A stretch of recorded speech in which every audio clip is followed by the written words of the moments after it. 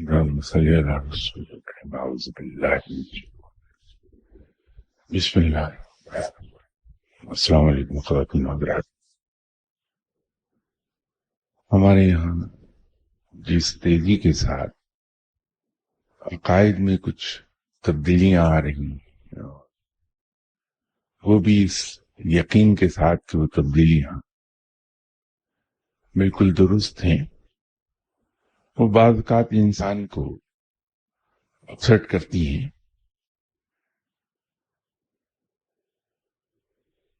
لوگ جہاں کہیں دعا کے لیے جاتے ہیں، ایک سوال ان کا یہی ہوتا ہے کہ کچھ پڑھنے کو دے دیجیے.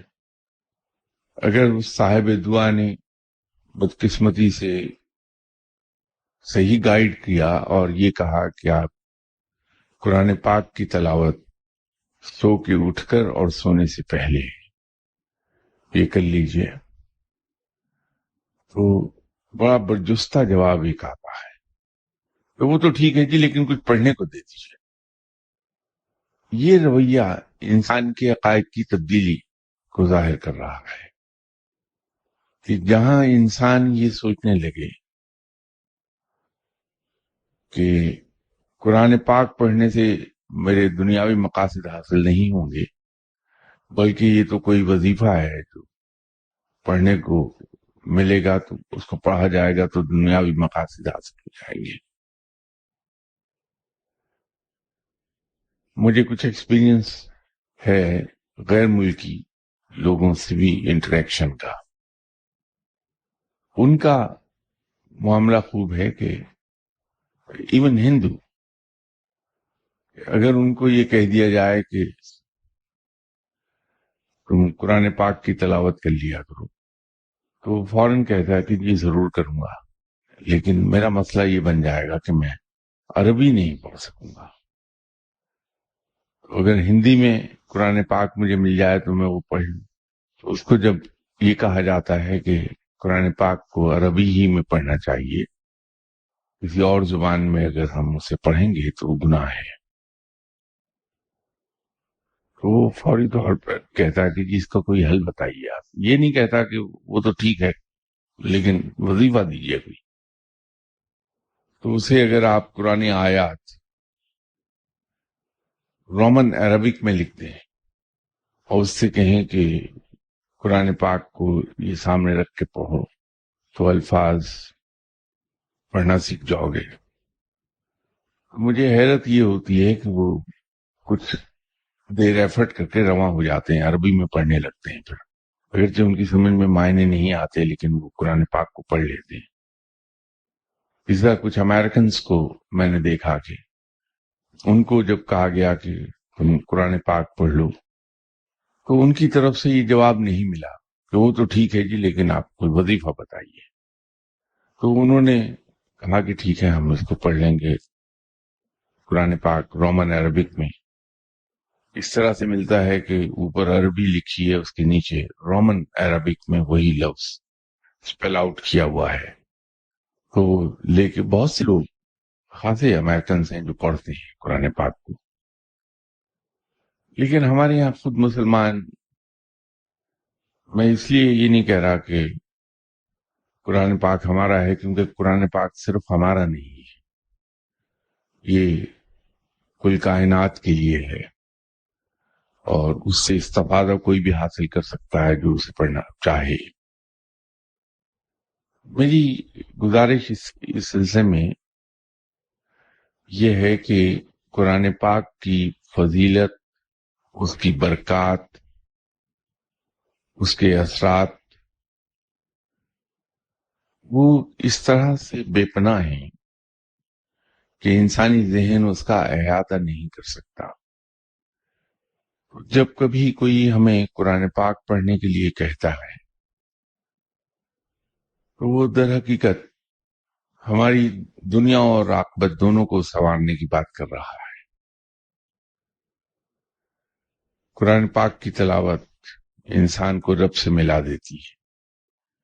میں نے یہیں پر شاید 2-3 بار یہ عرض کی تھی کہ جناب حضرت امام احمد بن حنبل رحمۃ اللہ علیہ، آپ کو خواب میں رب تعالیٰ کا دیدار نصیب ہوا تھا، اور عالم رویا ہی میں رب تعالیٰ نے جناب امام احمد بن حنبل سے یہ پوچھا کہ کیا چاہیے، تو حضرت احمد بن حنبل نے جواب میں یہ عرض کیا کہ یا باری تعالیٰ اپنے تک پہنچنے کا کوئی آسان راستہ بتا دے۔ تو رب تعالیٰ نے جو جواب دیا وہ تھا کہ قرآن پاک کی تلاوت کثرت سے کیا کرو۔ اس کتاب کی تلاوت کے ذریعے سے تو انسان رب تک جا پہنچتا ہے۔ دنیاوی مقاصد تو بڑی معمولی بات ہے، یہ جو دنیاوی مقاصد ہیں ہمارے، ان کی ضروریات سے زیادہ ہمارے نفس کے ساتھ اس کا تعلق ہے۔ یہاں ایک زمانے میں جب لطائف کا ذکر ہو رہا تھا تو میں نے عرض کیا تھا کہ روحانیت میں یہ کہا جاتا ہے کہ انسانی جسم میں 7 لطائف ہیں، اور ایک ایک جو لطیفہ ہے اس کا ذکر بھی کیا، اس کے اثرات کیا ہیں، ان کو ایکسپلائٹ کیسے کیا جا سکتا ہے، وہ یہاں میں نے عرض کیا تھا۔ تو انہی 7 لطائف میں سے ایک نفس ہے، اور عجیب بات ہے کہ رب تعالیٰ نے نفس کو قلب کے بالمقابل رکھا ہے انسانی جسم۔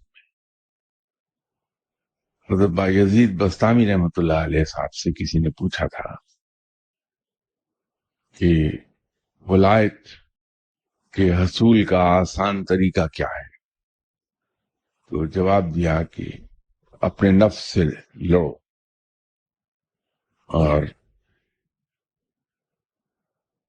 ایک سوال اور جو دعا کے دوران بہت لوگ پوچھتے ہیں کہ صاحب نماز میں دھیان نہیں لگتا ہمارا، اس کا جواب بھی حضرت بایزید بستامی رحمۃ اللہ علیہ صاحب ہی نے دیا ہوا ہے کہ جس شخص کو نماز میں لطف نہیں آتا، اس کو کنسنٹریشن نہیں حاصل ہوتی نماز میں، ذہن بھٹکتا ہے، اس کو چاہیے کہ وہ اپنے نفس سے لڑے، اپنے نفس کی نفی کرے۔ وہ نفس کی نفی کیسے ہوتی ہے اس کا آپ کو اندازہ اس بات سے ہو جائے گا کہ اوائل عمر میں حضرت بایزید بستامی رحمۃ اللہ علیہ صاحب نے ایک بار سوچا کہ میں رات کا بقایا حصہ عبادت الہی میں گزاروں گا، تو نفس نے بہکانا شروع کر دیا تاکہ وہ عبادت میں نصف شب گزار نہ سکیں۔ تو حضرت بایزید بستامی رحمۃ اللہ علیہ نے اپنے نفس کو مخاطب ہو کے کہا کہ تم مجھے رب کی طرف رجوع نہیں کرنے دے رہے، تو تمہیں میں یہ سزا دوں گا کہ آئندہ 1 سال تک تمہیں پانی نہیں پینے دوں گا۔ اور اس دن سے پھر 1 سال تک حضرت بایزید بستامی رحمۃ اللہ علیہ صاحب نے پانی نہیں پیا، بلکہ دوسری خوراک کے ذریعے ہی سے نمی حاصل کرتے رہے۔ جب میں اپنے مرشد صاحب کی خدمت میں حاضر ہوا اور وہاں بیٹھ کے میں بغور مطالعہ کیا کرتا تھا اپنے مرشد صاحب کی عادات و اطوار، حرکات، تو ایک چیز میرے دیکھنے میں آئی کہ وہ دن بھر میں 1 آدھ گھونٹ پانی کا پیتے ہیں، البتہ چائے 15-20 کپ پی لیتے تھے روز۔ رمضان آیا تو ان دنوں گرمی کے روزے تھے، میں نے یہ دیکھا کہ وہ مئی جون کے روزے ہیں، اور جب افطار ان کے ساتھ بیٹھ کے کی میں نے، انہوں نے تھوڑی سی فروٹ چاٹ بنائی بھی تھی بہت تھوڑی مقدار میں، اور تھوڑی سی مقدار میں کالے چنے اس میں مرچیں وغیرہ ڈال کے اور لیمو ڈال کے اسے بنایا ہوا تھا.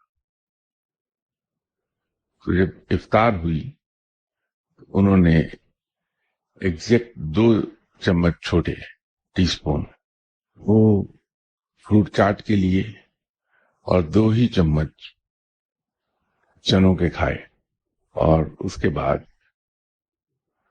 2 گھونٹ پانی وہ پیا. اس کے بعد چائے بنا کے چائے پی لی, بات ختم ہو گئی. میں دیکھتا رہا, بیٹھا واچ کرتا رہا. تو ہمیں چائے وغیرہ پلانے کے بعد اپنے خادم سے کہنے لگے کہ جاؤ روٹیاں لے آؤ. تو میرا خیال تھا کہ کھانا کھائیں گے انشاءاللہ. تو انہوں نے ہمیں کھانا سرو کیا اور خود آرام سے بیٹھے رہے. تو میں نے کہا کہ حضور آپ نہیں کھا رہے, کیا ہوا؟ کہ نہیں, میں سحری میں کھاتا ہوں. تو میں وہاں رات تراویح شروع ہونے تک بیٹھا رہا اور دیکھتا رہا کہ انہوں نے پانی نہیں پیا. یہ تو ایک مدت گزر گئی, مدت سے مراد ہے کہ تقریباً 2 سال گزرے. خود میں نے ریئلائز کیا کہ میں دن بھر میں صرف 1/4 گلاس پانی کا پینے لگا ہوں. 24 گھنٹے میں وہی 1/4 گلاس پانی کا. لیکن ان دنوں جو لطف آیا, یہ مت سمجھیے گا کہ میں عبادت میں لطف کی بات کر رہا ہوں, کیونکہ عبادت تو آج تک کبھی کی ہی نہیں. ایسی توفیق ہوئی ہی نہیں مجھے کہ میں کبھی عبادت کر لیتا, رب کو پکار ہی لیتا. لیکن وہ عجیب سرور کا عالم تھا. وہ 4.5 سال اسی طرح میرے گزر گئے کہ میں دن بھر میں 1/4 گلاس پانی پیتا تھا. لیکن وہ 4.5 سال کے بعد جب روزے آئے تو غالباً 10ویں روزے میری ڈی ہائیڈریشن ہو گئی اور مجھے ہاسپٹل جانا پڑ گیا. یہی فرق تھا کہ میرے ایک مرشد میں اور مجھ جیسے گناہگار دنیا دار آدمی میں, کہ وہ اتنے نیک آدمی اور عبادت گزار, پھر ان کے پاس نہ ایئر کنڈیشننگ کی فیسلٹی نہ کوئی اور سہولتیں. اس میں وہ معلوم نہیں کب سے بغیر پانی کے زندگی گزار رہے تھے. آخری دن تک, ان کی زندگی کے آخری سانس تک میں نے انہیں پانی اس طرح نہیں پیتے دیکھا. یہ جو حضرت بایزید بستامی رحمۃ اللہ علیہ صاحب نے اپنے نفس کو ایک سزا دی پانی پینے کی, اس کی مصلحت بہت دیر میں سمجھ میں آئی کہ اس کے پیچھے ریزن کیا تھا. انسان جب پانی زیادہ پیتا ہے تو انسان میں سستی اور کاہلی بہت آتی ہے, اور پانی زیادہ پینے سے نیند بہت آتی ہے. آدمی جتنا کم پانی پیتا ہے عبادت میں کنسنٹریشن اتنی ہی زیادہ اس کو ہوتی ہے. تو وہ جو سزا دی حضرت بایزید بستامی رحمۃ اللہ علیہ صاحب نے اپنے نفس کو, بڑی صحیح سزا دی کہ عبادت میں دل بہت لگتا ہے آدمی جب پانی کم پی رہا ہوتا ہے. اسی طرح کنسنٹریشن بہت ہو جاتی ہے پانی کم پینے سے. تو جب آدمی نماز کے لیے کھڑا ہوتا ہے تو دھیان پوری طرح رب کی طرف لگا رہتا. یہ بات سن کے یہ نہ سمجھیے گا میں آپ کو سجیسٹ کر رہا ہوں کہ پانی کم پیجیے, اس لیے کہ اس سے ڈی ہائیڈریشن ہوتی. میں نے آپ سے عرض کیا کہ وہ بغیر سوچے سمجھے میں نے پانی کم پینا شروع کیا تھا, تو 4.5 سال کے بعد ہاسپٹل جا پہنچا تھا.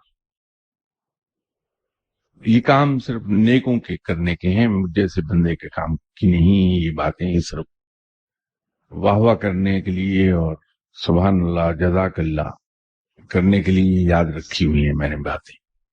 جب کبھی یاد آ جائے کہ پانی کم پینا ہے تو میں سبحان اللہ جزاک اللہ, اور اس کے بعد باہر جا کے پورا 1 گیلن پانی کا پی لیا کرتا ہوں. تو یہ نفس کو سزا دینا بڑا ضروری ہے. ہم میں سے اکثر لوگ ایک اور سوال پوچھتے رہتے ہیں کہ روحانیت حاصل کیسے کی جائے. تو ایک تو یہ میں نے عرض کیا کہ اپنے نفس سے لڑا جائے. میں نے کیا عرض کیا؟ میں نے تو حضرت بایزید بستامی رحمۃ اللہ علیہ صاحب کی بات کو کوٹ کیا، ورنہ اگر یہ چیزیں مجھے پتا ہوتی اور میرے کرنے کی ہوتی تو میں نہ کر لیتا خود. تو یہ حضرت بایزید بستامی صاحب ہی کا فرمان ہے. دوسرا ایک طریقہ حضرت بایزید بستامی رحمۃ اللہ علیہ صاحب نے بتایا تھا کہ روحانی ترقی کس طرح سے بڑی تیزی سے آتی ہے. تو وہ اپنے مرشد صاحب کا کام مجھے سمجھ آ گیا کہ وہ دن بھر میں ایک روٹی کھاتے تھے، اور اگر رمضان ہے تو سحری میں روٹی کھاتے تھے، کیونکہ آپ صلی اللہ علیہ وسلم کا فرمان ہے، تلقین ہے کہ سحری ضرور کھائی جائے. اس حکم کی تعمیل میں وہ پھر اپنے کھانے کا وقت شفٹ کر دیتے تھے سحری پہ. ادروائز رمضان کے علاوہ ان کا معمول جو تھا وہ یہ تھا کہ رات کے کھانے میں ایک روٹی، صبح ناشتے میں ایک کپ چائے، دوپہر لنچ میں ایک کپ چائے، اور اس کے علاوہ کچھ نہیں. تو وہ شاہ صاحب کو میں نے دیکھا کہ ان کے جسم پر گوشت نہیں تھا، صرف کھال منڈی ہوئی تھی ہڈیوں پر. تو مجھ کو خیال آیا کہ یہ تو نیکی کے لیے کرتے ہیں، میں اسمارٹ رہنے کے لیے شروع کر دوں. تو میں نے اپنے مرشد کی نقل میں ایک روٹی رات کو کھانی شروع کر دی، باقی گول کر گیا. تو زندگی اتنی خوبصورت ہو گئی اس کے بعد کہ نہ پانی نہ روٹی. تو جب میں نے دیکھا کہ یہ تو مزے ہی کچھ اور ہیں اس زندگی کے، تو رب تعالیٰ سے ایک دعا کرنی شروع کر دی کہ یا اللہ تم مہربانی فرما، مجھے ہفتے میں ایک روٹی پر لے آ کہ میں ایک ہفتے میں ایک روٹی کھا لوں اور میرا گزارا ہوتا رہے. مجھے یہ معلوم نہیں تھا کہ یہ دعا جو میں رب تعالیٰ کے حضور اپنے گھر پہ بیٹھ کے کرتا ہوں رات کی تنہائی میں، وہ کہیں اور مانیٹر بھی ہو رہی ہے. یہ دعا کرتے ہوئے مجھے مہینہ ڈیڑھ مہینہ ہوا تھا. تو ایک دن ہم 2-3 لوگ بیٹھے تھے اپنے مرشد صاحب کے پاس. وہ مجھے براہ راست مخاطب ہو کے کبھی انہوں نے کچھ نہیں کہا، وہ دوسروں کو مخاطب کرتے تھے، بات مجھے کہہ رہے ہوتے تھے، میں جانتا تھا کہ مجھے کہا جا رہا. تو میرے ہی ایک دوست کو مخاطب کر کے کہنے لگے کہ میں تمہیں ایک بڑی مزے کی چیز بتاؤں کہ آدمی روزانہ صرف ایک نوالا کھا لے اور نہ تو اس کے جسم میں کمزوری ہوتی ہے نہ وہ ہڈیوں کا ڈھانچہ بنتا ہے. اسی ایک نوالے سے اتنی توانائی مل جاتی ہے کہ آدمی بڑے مزے کی زندگی گزار لیتا ہے. انہوں نے وہ طریقہ بتا دیا. تو طریقہ سننے کی دیر تھی، اس میں ہم نے کہا اب تو میں عمل کروں گا، ایک نوالا روز بہت. وہی ایک ہفتے میں ایک روٹی پوری ہو گئی. تو میں نے ایک نوالا شروع کر دیا کھانا، اور واقعی اس ایک نوالے سے پیٹ پورا بھر جاتا. باوجود اس کے کہ بچپن میں ایک بار میری والدہ نے ایک بڑی خوبصورت بات کہی تھی، بار بار روٹی کھانے پر. وہ پنجابی بولتی تھی، ہمارا تعلق جالندھر سے ہے، پنجابی ہیں. تک انہوں نے پنجابی میں کہا کہ اوے تیرا پیٹ ہے کہ بے ایمان دی قبر جڑی پڑھدی نہیں. تو ہے تو یہ پیٹ بے ایمان کی قبر، اس میں شک نہیں، لیکن حیران کن طریقے پر وہ ایک نوالا اس سے پیٹ بھر جاتا تھا اور کبھی کمزوری بھی محسوس نہیں ہوئی اور مجھے اپنے وزن میں کمی نہیں محسوس ہوئی کبھی. یہ جس زمانے کی بات کر رہا ہوں اس وقت ویسٹ لائن میری 32 انچز تھی. تو چونکہ سرکاری وردی پہننی پڑتی تھی اور اس کے ٹراؤزر کی بیلٹ سے پتہ چل جاتا تھا کہ ٹراؤزر ابھی میری وہی 32 انچز پہ ہی چل رہی ہے. لیکن وہ میرا خیال ہے 6 مہینے گزرے اس بات کو، تو پھر ایک دن جوتے پڑ گئے. کھانا کھا رہا تھا، مرشد صاحب کے پاس بیٹھا، تو ان کے خوف سے میں نے بجائے ایک نوالا کھانے کے آدھی روٹی کھا لی. تو اس کے بعد جوتوں کی بوچھاڑ شروع ہوئی کہ یہ تم میری نقل کرتے ہو، تمہاری ابھی عمر کا وہ حصہ نہیں آیا جہاں تم ایک نوالا کھا سکو، روٹی کھاؤ۔ تو انہوں نے ڈنڈے کے زور پر 2 روٹیاں کھلا دی، تو وہ اس طرح انہوں نے ترک کروا دیا۔ یہ پھر آہستہ آہستہ وقت نے بتایا کہ میں تو گناہگار اور دنیا دار سیاہکار شخص ہوں، یہ باتیں تو صرف نیک لوگوں کے لیے ہیں کہ وہ یہ کرتے رہیں۔ تو میں دوبارہ پھر 1 روٹی پر شفٹ ہو گیا، پھر روزانہ 1 روٹی، اب بھی وہی روٹین چل رہا ہے۔ تو بات یہ چلی تھی کہ روحانی ترقی، تو اس میں کم سے کم کھایا جائے تو لطف بہت آتا ہے زندگی کا، اور روحانیت کا تو معلوم نہیں ہو تو نیک آدمی آپ کو بتا پائے گا، لیکن زندگی کا لطف بہت بڑھ جاتا ہے۔ اسی طرح نیند اگر کسی طرح سے آدمی کھینچ تان کے لے جائے، وہ 2 گھنٹے ڈیلی، روحانی ترقی بہت تیز ہو جاتی ہے۔ اور تیسرا مزے کا کام یہ ہے کہ انسان خاموش بیٹھے اور غور و فکر میں ڈوبا رہے۔ تو اس پہ میں نے عمل کیا، غور و فکر والے قصے پر۔ تو روحانیت مجھے تو کیا ملنی تھی، اس لیے کہ کرتوت ہی ایسے نہیں ہے میرے، لیکن اس کا ایک فائدہ بڑا زبردست ملا کہ لوگ مجھے عقل مند سمجھنے لگے۔ محفل میں بیٹھا خاموش میں آنکھیں بند کر کے سیر کیا کرتا تھا، تو وہ لوگ یہ سمجھتے تھے کہ یہ بندہ اسکالر ہے، تو لوگ بڑے متاثر ہوتے تھے میری اس خاموشی سے۔ تو میں مزے لیتا تھا کہ بیوقوف بنا رہا ہوں دنیا کو۔ لیکن اگر آپ نے غور و فکر شروع کر دیا تو نئے نئے نقطے کھلیں گے آپ کے ذہن میں، آیات پہ غور کریں گے تو نئے نئے معنی سمجھ میں آئیں گے۔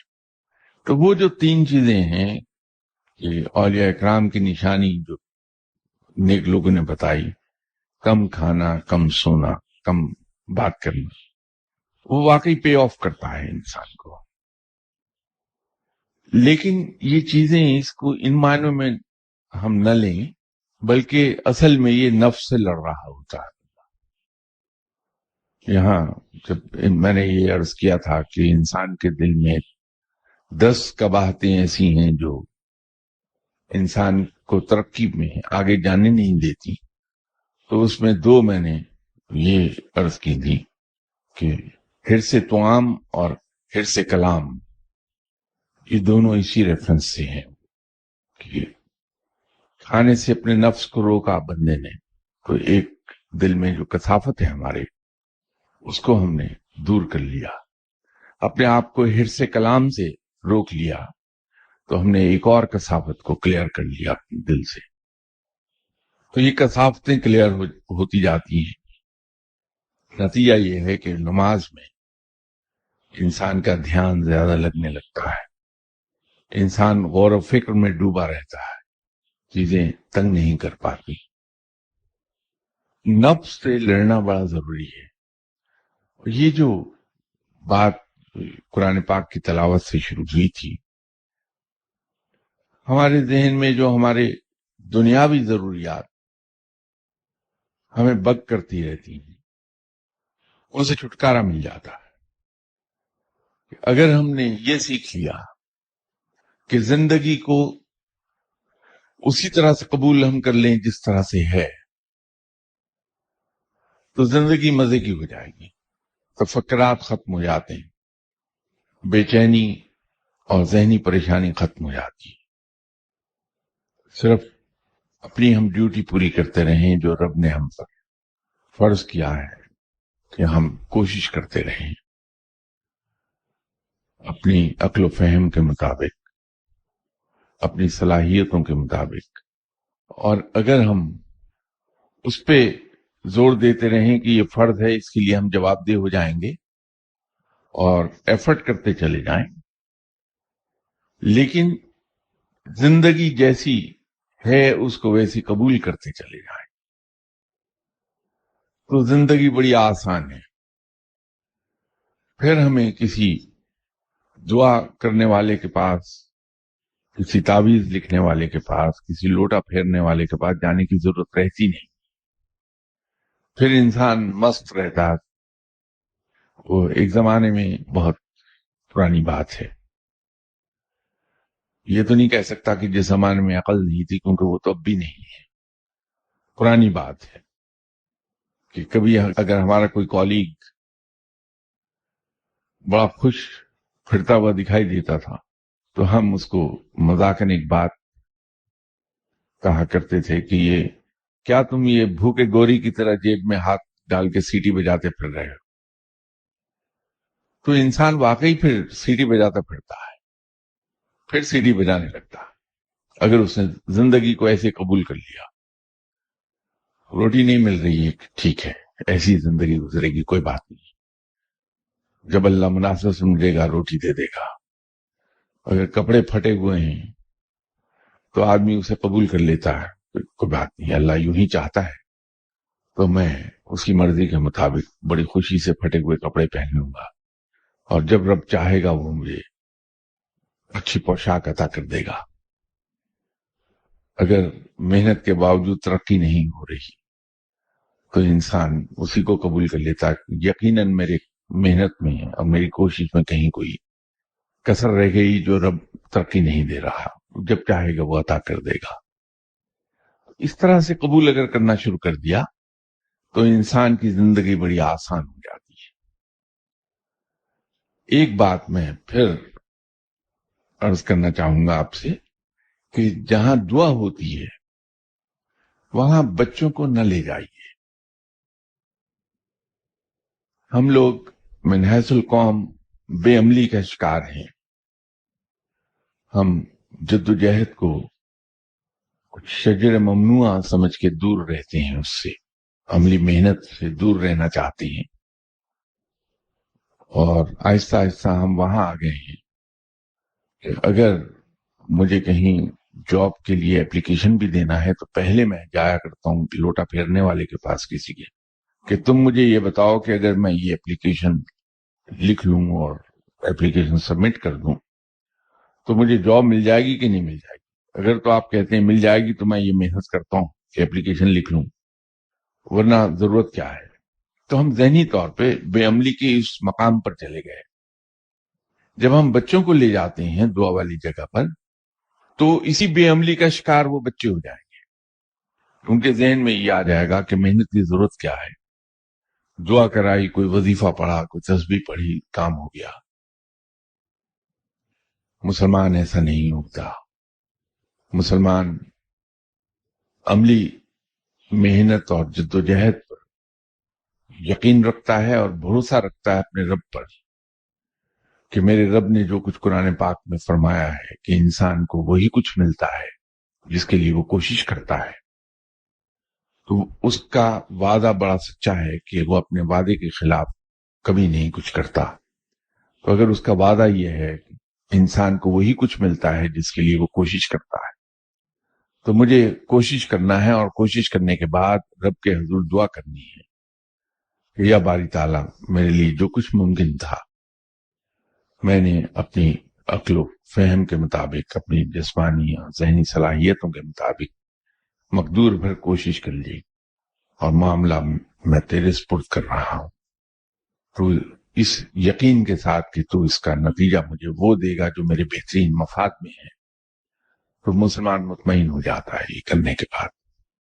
لیکن جب ہم بچوں کو دعا والی جگہ پر لے کے جاتے ہیں تو ان کے کچے ذہن نہیں سمجھ پاتے، وہ اسی کو سب کچھ سمجھ لیتے ہیں، اور نتیجہ یہ ہوگا کہ وہ عملی زندگی سے بہت دور نکل جائیں گے. ان کے لیے عملی زندگی میں مقام کوئی نہیں ہوگا. تو یہ غلطی نہ کیجیے.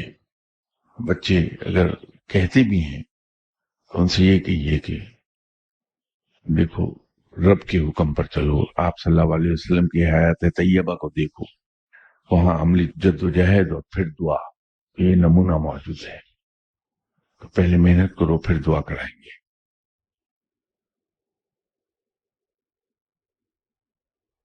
یہ کسی نے ایک سوال رکھا ہوا تھا اور اتفاق کی بات یہ ہے کہ اسی کا جواب میں پہلے ہی عرض کر چکا. تو یہ سوال میں پڑھ دیتا ہوں. پلیز گائیڈ اباؤٹ لطائف and how one can know that is نفس اور روح giving instructions as both produce the message in heart and nafs tends to mimic ruh. وہاں اٹک کے پڑھنا یوں پڑھا کہ کچھ زیادہ کلیئر نہیں تھی ہینڈ رائٹنگ. ایک حصے کا جواب تو میں عرض کر چکا. جہاں تک یہ ڈفرینشیٹ کرنے کی بات ہے کہ یہ خواہش قلب کی ہے یا یہ خواہش نفس کی ہے، تو وہ بڑا آسان سا کام ہے کہ اگر تو یہ خواہش اللہ کے بتائے ہوئے ڈوز کے مطابق ہے تو وہ قلب کی ہے، اور اگر وہ ڈو ناٹس میں سے کسی ایک چیز کی خواہش ہے تو نفس کی ہے. اس کو فوری طور پہ دبا دینا چاہیے. یہ کسی صاحب نے سوال پوچھا ہے what are UFOs. UFOs ایک زمانے میں ایک شعرا اٹھا تھا.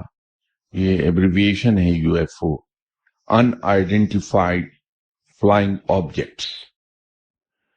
اس کو بعد میں نام اڑن تشتری کا دے دیا ہم نے اردو میں. تو ایک زمانے میں اڑن تشتریاں روزانہ اخبار میں آیا کرتا تھا کہ فلاں علاقے میں بہت سے لوگوں نے اڑن تشتری دیکھی، اور اس کے بارے میں بہت سی متس اور بہت سی کہانیاں پھیلا دی گئی تھی. کہا یہی جاتا تھا کہ یہ شاید کسی اور پلینٹ کے لوگ ہیں جو زمین تک آنا چاہ رہے ہیں، ان کے بھیجے ہوئے یہ خلائی جہاز ہیں جو اڑن تشتریوں کی شکل میں ہمیں نظر آتے ہیں. کہیں کہیں یہ خبر بھی آتی تھی کہ فلاں ڈیولپڈ کنٹری کی جو ایئر فورس ہے اس کے جیٹ ایئر کرافٹ نے اس کا پیچھا کرنے کی کوشش کی تو ہاتھ نہیں آئی. بات کے وقت نے جو ثابت کیا وہ یہ تھا کہ دونوں سپر پاورز اور ایک دو اور ڈیولپڈ کنٹریز اصل میں مصنوعی سیاروں کے چکر میں تھے. یہ سیٹلائٹس پر تجربات کر رہے تھے، اور وہ آبجیکٹس جن کو انہوں نے یو ایف او کا نام دے دیا، ان آئیڈینٹیفائڈ فلائنگ آبجیکٹس، وہ در حقیقت ان کے چھوڑے ہوئے تجرباتی راکٹس یا ان کے چھوڑے ہوئے تجرباتی سیٹلائٹس تھے. اور انہوں نے اس کو خفیہ رکھنے کے لیے یہ ایک نئی کہانی کی اختراع کی اور وہ اتنے بڑے پیمانے پر پھیلا دی کہ ہم سب نے یقین کر لیا کہ شاید مریخ کے لوگ زمین پر آنا چاہ رہے ہیں. لیکن بعد میں جب سیٹلائٹس لانچ ہونا شروع ہو گئے تو اس کے ساتھ ہی اڑن تشتریاں دکھائی دینی بند ہو گئی، اس لیے کہ وہ اناؤنس کر دیا گیا کہ امریکہ نے سیٹلائٹ ہوا میں چھوڑا ہے. اس سے پہلے رشیا نے چھوڑ دیا تھا، پھر اس کو فالو کرنے والے فرانس اور برطانیہ تھے جنہوں نے ویدر سیٹلائٹس لانچ کر دیے. اب تو بہت سے ملک ہیں، اب کمیونیکیشن سیٹلائٹس ہیں، ویدر سیٹلائٹس ہیں، وہ بھی لانچ کیے ہوئے ہیں. تو اب ہم اس کو یو ایف او نہیں کہتے. تو یہ عام طور پر ہوتا ہے کہ لوگ دنیا یا ڈیولپڈ کنٹریز اپنے تجربات پر پردہ ڈالنے کے لیے اس قسم کی سٹوریز سرکولیٹ کر دیتی ہیں، اور ہم جیسے لوگ اس کو ایز اٹ از بائی کر لیتے ہیں، ان سٹوریز کو، اور اس پہ یقین کر لیتے ہیں. یہ ایسی اس سے پہلے بھی ابھی کوئی 96 میں لندن کے آدھے حصے میں بڑی شدید آندھی آئی تھی اور گھروں کی چھتیں اڑ گئیں، دیواریں گر گئیں. 70% گھر ایسے تھے جن کی چھتیں گر گئیں یا دیواریں گر گئیں. اور انہوں نے کہا کہ یہ کوئی ان نون ویدر پیٹرن تھا. در حقیقت 98 تک یہ چیز واضح ہو گئی، اور ایک آدھ ذمہ دار برطانوی شہری کی زبان سے یہ بات پھسل بھی گئی پبلکلی کہ در حقیقت وہ تجربہ کیا تھا برطانیہ نے، اور جو بات بعد میں ریویل ہوئی وہ یہ تھی کہ وہ یہ دیکھنا چاہ رہے تھے کہ اگر کوئی ایٹامک بم گرا دیا جائے تو اس سے ڈیفنس کیسے ہو سکتا ہے۔ تو اس کا انہوں نے علاج یہ نکالا کہ جہاں پہ ایٹامک بم گرایا جائے اس سے تھوڑے فاصلے پر خود ایک طاقتور بم کا بلاسٹ کر دیا جائے، یا کسی اور طریقے سے اگر ایک ویکیوم کریٹ کیا جائے تو اس ایریا کی تمام ہوا اس ویکیوم کو فل کرنے کے لیے بڑی تیزی سے رش کرے گی، کیونکہ لندن میں جو ہوا چلی آدھے لندن پر وہ 100 مائلز این آور تھی، تو وہ جب ہوا اتنی تیزی سے رش کرے گی اس ویکیوم کو فل اپ کرنے کے لیے تو ریڈیو ایکٹیو ذرات ہیں وہ بھی اس کے ساتھ واش ہو جائیں گے، تو یوں شہر بچ جائے گا۔ یہ ایک تجربہ تھا جو انہوں نے کر لیا، 98 تک اس کی حقیقت کھل کر سامنے آنے لگ گئی تھی۔ تو یہ اس قسم کی تجربات جب ہوتے ہیں تو ایسی ہی سٹوریز سرکولیٹ کر دی جاتی ہیں تاکہ سیکریسی کا پردہ پڑا رہ جائے۔ دوسری انہی صاحب کی فرمائش یہ ہے کہ is it possible for you to give some tasbih for me to be able to see jinns and other dimensions beings؟ معین اختر نے ایک بار ٹی وی پر ایک جوک سنایا تھا کہ غریب آدمی مارکیٹ گیا اور وہاں سے اس نے ایک تربوز خریدا تھا، گھر آ کے اس کو کاٹا تو اس میں سے جن برآمد ہو گیا، تو جن نے کہا کہ میں تمہاری ایک خواہش پوری کر سکتا ہوں اگر بتاؤ۔ اس بیچارے غریب آدمی نے بہت سی چیزیں سوچی تو خیال یہی آیا کہ یہ سب چیزیں تو ختم ہو جائیں گی، پھر وہی غربت ہوگی، تو میں یوں کرتا ہوں کہ اس سے کہتا ہوں کہ مجھے عالی شان مکان بنا دے تاکہ کم سے کم چھت تو ہو میرے سر پہ۔ تو اس نے جن سے کہا کہ اچھا بھائی جن، تم ایک کام کر لو کہ مجھے ایک عالی شان مکان تعمیر کر دو۔ جن نے اسے آنکھیں پھاڑ کے دیکھا اور کہا کہ پاگل ہوئے ہو کیا؟ اگر میں مکان بنا سکتا ہوتا تو میں تربوز میں رہتا۔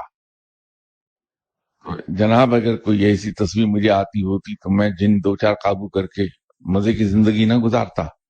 ان قصوں میں نہ رہیے، جنات اور موکل اور وہ مخلوق جس کو آپ نے ادر ڈائمینشنز بینگز نام دیا ہے،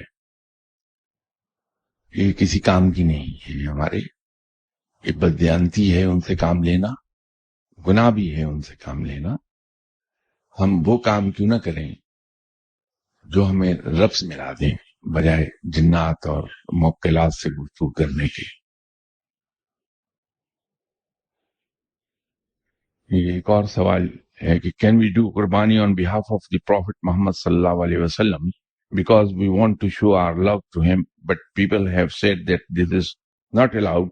So could you please give an answer regarding this؟ آپ صلی اللہ علیہ وسلم کے بارے میں ایک بار میرے پڑھنے میں ایک چیز آئی تھی کہ آپ صلی اللہ علیہ وسلم ایک وقت میں 3 یا 4 جانوروں کی قربانی کرتے تھے، ایک اپنے والدین اور ان مسلمانوں کی طرف سے جو دنیا سے جا چکے ہیں، ایک ان مسلمانوں کی طرف سے جو قربانی کر دینے کی پوزیشن میں نہیں ہیں، ایک اپنی طرف سے اور ایک عزیز و اقارب کی۔ اگر اس بات کو ہم دیکھیں تو پھر تو میرے خیال میں قربانی آپ صلی اللہ علیہ وسلم کے نام مبارک پر کر دینی چاہیے۔ میں مفتی نہیں ہوں اور نہ میں اس بات کا اہل ہوں کہ کوئی فتویٰ دوں، اس پر میں فتویٰ نہیں دے رہا، میں نے صرف ایک روایت بیان کی ہے آپ سے، اور میں خود بھی جب سے وہ روایت پڑھی ہے اس پہ عمل کرتا ہوں۔ ہر سال کوشش ہوتی ہے کہ آپ صلی اللہ علیہ وسلم ان کی طرف سے ایک جانور ذبح کر دیا جائے۔ آپ کسی قریبی مفتی صاحب سے فتویٰ لے لیجئے کیونکہ وہ کوالیفائڈ ہیں فتویٰ دینے پر، لیکن یہ روایت اگر درست ہے جو میں نے پڑھی تھی تو پھر تو کی جا سکتی ہے، کیونکہ آپ صلی اللہ علیہ وسلم کبھی غلط کام نہیں کریں گے۔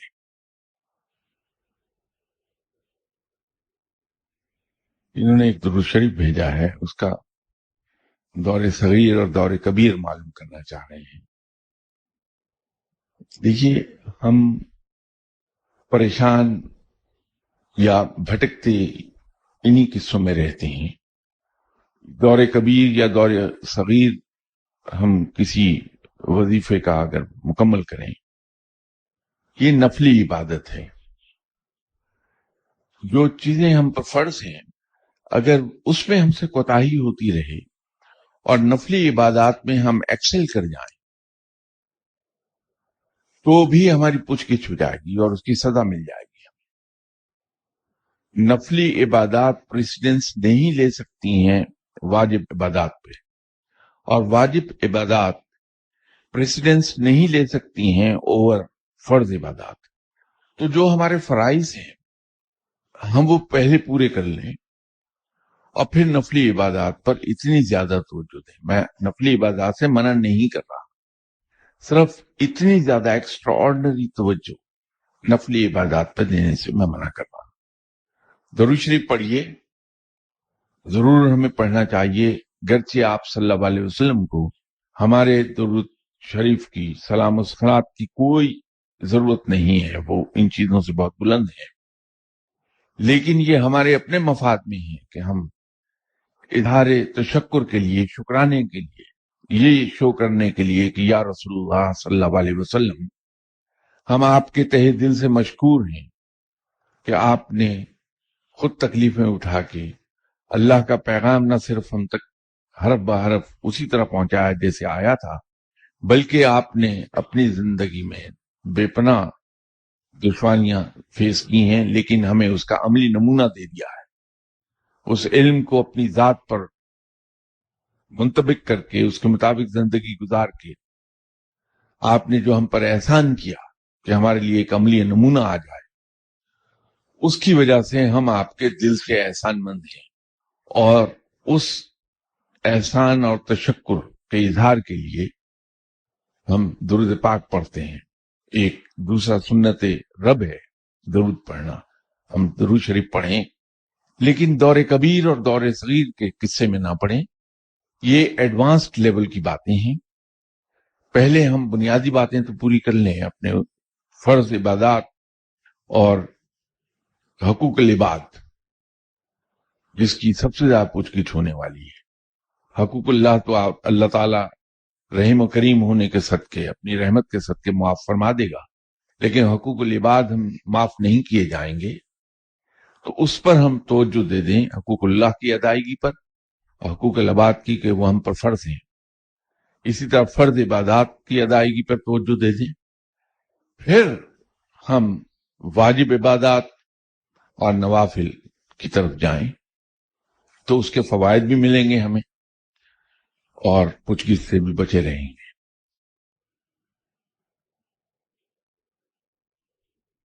یہ انہی صاحب نے 5واں سوال دیا کہ السلام علیکم. Presently I am in Canada. Yesterday I was listening to your lecture 56 about Huruf Maqtat. I'd gone through 29 Surah of Quran Majid and found, maybe I'm wrong, 14 numbers of Huruf Maqtat is against 18. I calculated these 14 numbers considering, number one, for those repeated hurufs. For example, Alif Lam Mim is repeated 6 times in 29 surahs, but considered as one. In Surah Shura, there are 2 separate maqtat, but I took them as one. But in case these are 2 separate, then the maqtat huruf will go up to 1. Up by 115, please correct me. مجھے اس چیز کا اندازہ نہیں کہ کہاں سے انہوں نے فگر 18 لے لی ہے. حروف مقطعات 14 ہیں، اور جب سے حروف مقطعات کے بارے میں گفتگو شروع ہوئی ہے ہماری، ہم اس کو 14 ہی کہتے رہے ہیں. اور صورتیں 29، یہ کہیں غلط فہمی ہو گئی ہے ان کے ذہن میں کہ 18 ہیں. حروف 14 ہی ہیں. انشاءاللہ تعالی نیکسٹ سنڈے بشرط زندگی آپ سے ملاقات ہوتی ہے، اور جو سوالات باقی رہ گئے ہیں ان کے جواب میں اس وقت عرض کر دوں گا. السلام علیکم.